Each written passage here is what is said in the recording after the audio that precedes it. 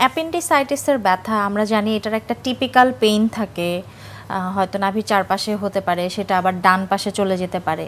তো অ্যাপেন্ডিসাইটিসের ব্যথা নিয়ে অনেকেই ভয়ে থাকেন। অনেক সময় অনেকেই বলেন যে গ্যাস্ট্রিকের ব্যথার সাথে মিলিয়ে ফেলেন, যে গ্যাস্ট্রিকের ব্যথা অনেকে বলেন পিঠে গেছে, পিঠে ব্যথা হতে পারে, হাতে ব্যথা হলে বলেন গ্যাস্ট্রিকের ব্যথা।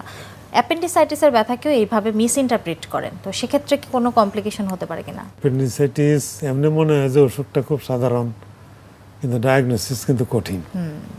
কারণ এটা অনেক সময় এটা অল্প বয়সে হয়, 15 থেকে 25 এই বয়সে বেশি হয়। আচ্ছা। এবং ব্যথা নিয়ে আসে, আর ব্যথাটা একটু সমস্যা, ব্যথাটা শুরু হয় আম্বিলিকাসের আশপাশে, কিন্তু পরে আস্তে এটা সেটেলড হয় ডান দিকে নিচের দিকে।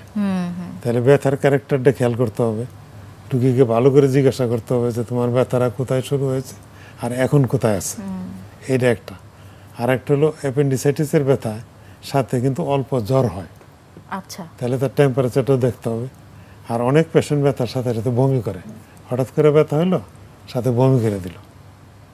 আর এদের যদি আমরা এক্সামিন করি, পালস দেখি, তাহলে পালসটা নর্মালের চেয়ে এটা গতিটা বেড়ে যাবে।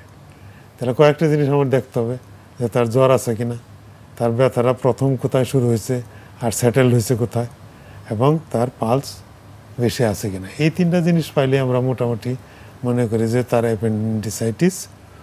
তারপরে যদি পরীক্ষা করার সুযোগ থাকে, তাহলে আমরা সিম্পল ব্লাড টেস্ট করলেই বুঝি তার যদি লিউকোসাইটোসিস, নিউট্রোফিল বেশি হয়ে যায়, লিউকোসাইট বেশি থাকে, তখন আমরা মোটামুটি ডায়াগনোসিস কনফার্ম।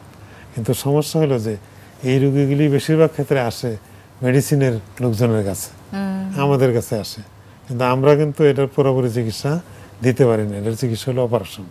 তো ইমিডিয়েট যদি আসে, ডায়াগনোসিস যদি আমার সঠিক থাকে, তাহলে আমার সার্জনের কাছে রেফার করতে হবে, যাতে তার অপারেশনটা ইমিডিয়েট হয়ে গেলে সে সুস্থ হয়ে যাবে। আর সমস্যা হলো যদি সে পেশেন্ট দেরি করে, যাচ্ছে এটা গ্যাস্ট্রিকের পেন কিনা ট্যাবলেট খায়, দেখি বুঝতে পারলো না, সিরাপ খায়, আবার একটু অল্প খাওয়া দাওয়া করে, এরকম করে যদি দেরি করে, প্যারাসিটামল খেয়ে খেয়ে জ্বর এবং ব্যথার ওষুধ খেয়ে খেয়ে ব্যথা পুষে রাখে, এই পেশেন্টগুলির ক্ষতি হয় বেশি। তারা ডাক্তার যখন দেখেছে কোনো মতে আর কোনো ভালো হচ্ছে না, 1-2 দিন পার করে তখন যায় ডাক্তারের কাছে। সেই অবস্থায় অপারেশন না করা ভালো, তখন তাকে চিকিৎসা দিয়ে তার ব্যথা ইনফেকশন কমাইতে হবে। যদি চিকিৎসা করতে দেরি হয়, তখন কমপ্লিকেশন দেখা দেয়। কমপ্লিকেশন 2 রকম হতে পারে, যেটা অ্যাডেশন হয়ে যেতে পারে আশপাশে, অথবা অ্যাবসেস হয়ে যেতে পারে।